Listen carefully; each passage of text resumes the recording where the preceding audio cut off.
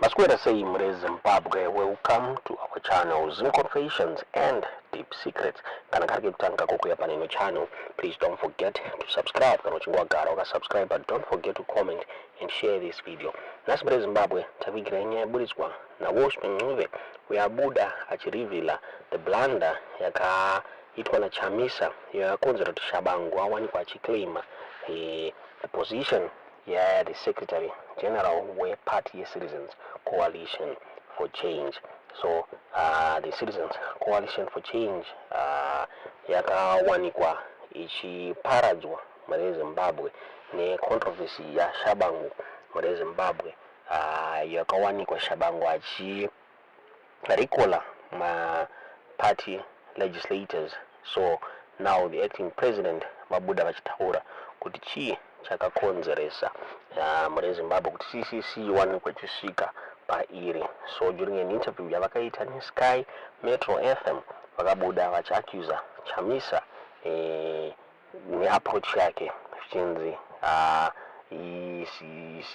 vachitaura vachiti approach yake strategic ambiguity ndo yakakonzeresa confusion and disarray within the party muri Zimbabwe. Washington akabuda achitaura iye achiti over and above that, as we headed for the August 2023 elections, there was already serious confusion within the party as to who held what position and who did not hold any position. So and this other day, we will wake up having Advocate Father Emaire as the spokesperson, and the next day, it will be promised Mkwananzi all this under the animal, which they called strategic ambiguity. This is what caused all this confusion, which ended up giving birth to an interim secretary known as Shabangu, people that were never elected to those positions as party members. Akataura iye achichema Washington ne maricos akaitwa zvichinzi Shabangu anakubvira aitwa the interim secretary general wanzi but akazviisa nenyaya strategic ambiguity approach ya Nelson Chamisa. They were saying this strategic ambiguity was to confuse ZANU-PF so that it doesn't dribble past or cheat us. But look now, it is that which had led to recalls.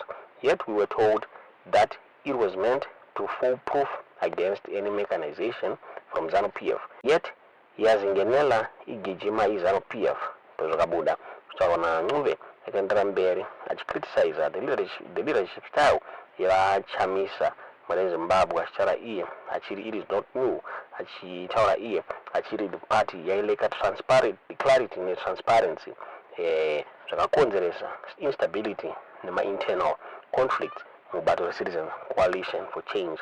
Abuda achitaura achiti no one knew what was happening under strategic ambiguity, and even those who claimed to be part of the plan did not know what they were talking about.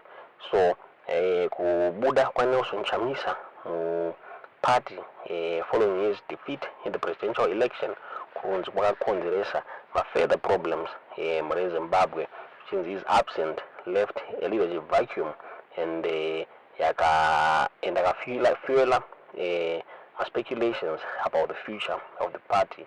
Abuda achiti Mr. Chamisa later dumped the opposition outfit following his defeat in the presidential race amid accusations of leadership failure, which further plunged in his party into a crisis.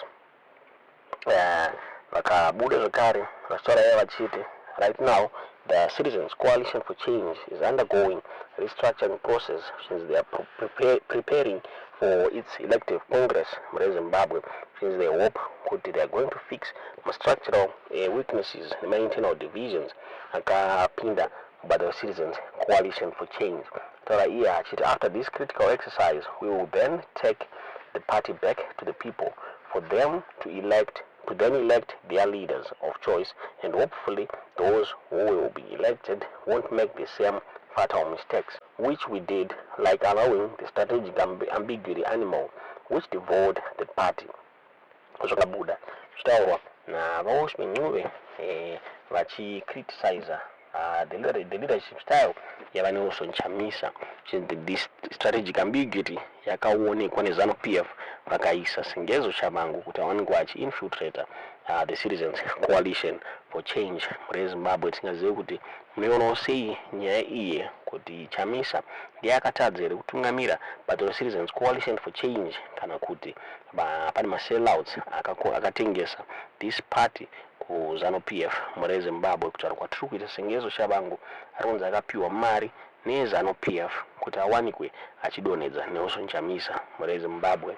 According to the Zimbabwean, the capture of the Citizens Coalition for Change by the state, the Shandisa Sengezo Shabangu, it was well organized by the intelligence, by the Central Intelligence Organization Deputy Director General, retired Brigadier General Mahota Tapumanei, Ndo vaka-strategize everything. They approached Sengezo Shabangu. Tapumanei, he headed the Forever Association in Zimbabwe. Vakabatsira ZANU-PF mu claim a victory ayo na 23 August 2023.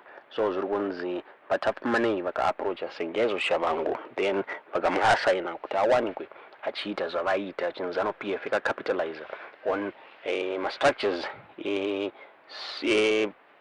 Citizens Coalition for Change chinzi so vakajigara Sengezo Shabangu. So marumors antaura iwo achinzi $100 million yaka-injectwa ma-operations Sengezo Shabangu.